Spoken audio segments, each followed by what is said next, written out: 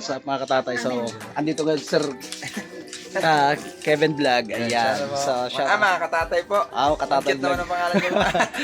Para pamilyado na eh. Yan, ako po si Kevin Vlog. Yan, Ayan. napatambay ako dito, nagpapahinga po kami. At makikipesta po kami sa bayan ng San Jose Occidental, Mindoro. Ayan. At syempre, first time kong makapunta sa kapistahan. Tingnan natin kung sino yung mga bisitang may mga artist daw doon. Malay mo, makuha tayo mag-artist din tayo. Correct. Correct. And then, syempre, sa lahat ng mga katatay, abangan nyo Sir Kevin dyan mamaya sa baba. At sa lahat ng mga solid idols natin dyan sa San Jose. Ayan, andito sila mga kasama.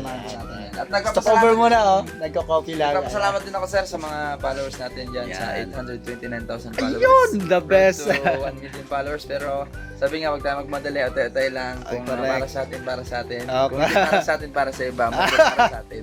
Siguro ikaw. Yun oh, ang sarap ang sarap doon. Syempre sa lahat ng mga katatay natin dyan. So, yan. Pag gusto nyo lagi makita sila Sir Kevin, lagi yan sila dito dumadaan sa amin. So, thank you so much Sir Kevin sa pagdadaan dito sa aming drop. At syempre, andito rin yung mga bisita natin. Oh, yan. So, kanina nagkita-kita na sila. Yan. Thank you so much Sir Kevin sa pagpa-unlock.